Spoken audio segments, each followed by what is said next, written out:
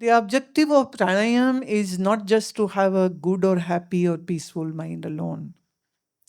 The objective of pranayam is internalization of your senses. The objective of pranayam is to achieve a state where your mind is pristine, pure, and clear,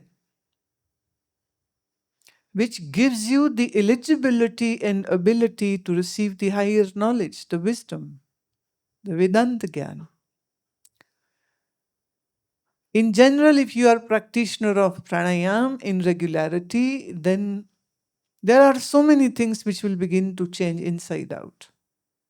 For example, there won't be any confusion. There won't be any brain fog. There won't be any dilemmas. There won't be any dualities. Most of the time, should I do this or shouldn't I do this? For everything, there is always a confusion. If you do your regular pranayam, then the clarity about the stuff is there. Then your perception is much better. Best part, your sensibilities about the perceived world becomes much better. Most importantly, your intuitive side will begin to arise. Your intuition will be so clear. I always say this is the inner compass now working. Then if you practice your pranayam properly, then you harness the ability of higher intelligence. Again, I can't say enough about it. You really, really have to have a very high level of IQ to actually understand Vedanta, the Upanishads. Otherwise, you cannot. It's not for dumbos. It's not for even ordinary ones. It's for those who have a very good IQ level. Sometimes, when I meet people, they say I've passed their technical exams, now they're engineers and doctors and MDs and PhDs and whatnot. But when they sit in the Vedanta class, I see them going bonkers because they can't get what is being taught. And then I wonder, how did you pass your, the competitive exams? How did you do that? How come you can't follow it?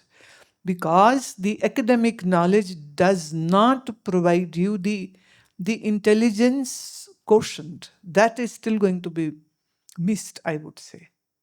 But as you begin to do pranayam, your IQ level will rise. Your intuition becomes better. Your ability to go to a very deep and restful sleep comes to you very naturally then. And physically, I can say, your hormones will function better, your lymphatic system will function better, your circulatory system will function better. Your muscular system will also be better, because when you begin to inhale very, very deep, long breath, and when you can double the amount of the exhalation, this wakes up your abdomino-muscle area. It wakes up your lumbar musculoskeletal tissues. And that becomes to work in such a wonderful way that you are 24/7 very aware about your physical posture, physical well-being, alignment and balance of your bones and your joints, and your sensibilities towards the world and how you interact with the world. Even this becomes beautiful. Now you might say, oh, is it possible to have so many benefits? Of course, it is there. The point is, you have to learn it properly and you have to practice it properly. It's not that you haven't learned properly and then you are not practicing it diligently and regularly and in discipline. Then these benefits will not be there for you to experience. But if it's learned properly and it is practiced properly, then mark my all these words, the pointers which I have given. And then the time would come, you will be tick marking the pointers. Done, done, done, done, done, experience this, this, this, this, this. Because whatever I'm saying is a very doable thing. It's not a fluke. It's not a gossip. It is not just a hypothetical uh, lecture about something. It's something which can be experienced provided you are prepared for it and you do it. And you not only do it, you master it. See, like there is a cook, then there is a chef, and then there is a master chef. Everybody is a bad cook. Some are good cook. Very few are chef. And further, limited is the number of the master chef. I can add another word, super master chef. Those become worldwide very famous. And people now know them because of their culinary skills. So I always say this, in the practice of yoga, don't be a bad cook, meaning bad practitioner.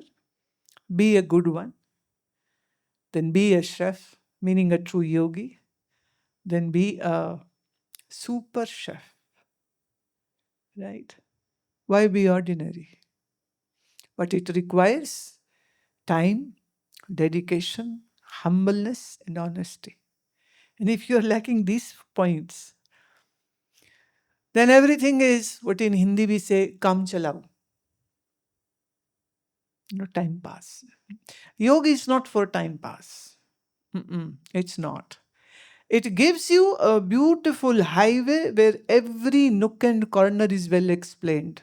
What will happen, what will happen, what will happen. And then you can match whether it is working with you or not.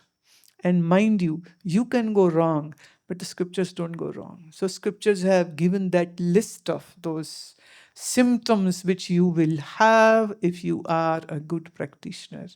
And if you are a good practitioner, the best part is that there would be such a beautiful inner contentment, no confusion, no dilemmas, and no pain, and no misery. And if you don't have this, something is wrong, surely, definitively.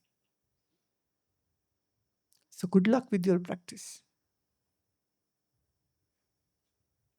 And last, God helps those who help themselves. Don't wait that some miracle will happen and suddenly you will get converted into a great yogi. You have to work hard, very, very hard, and disciplined also.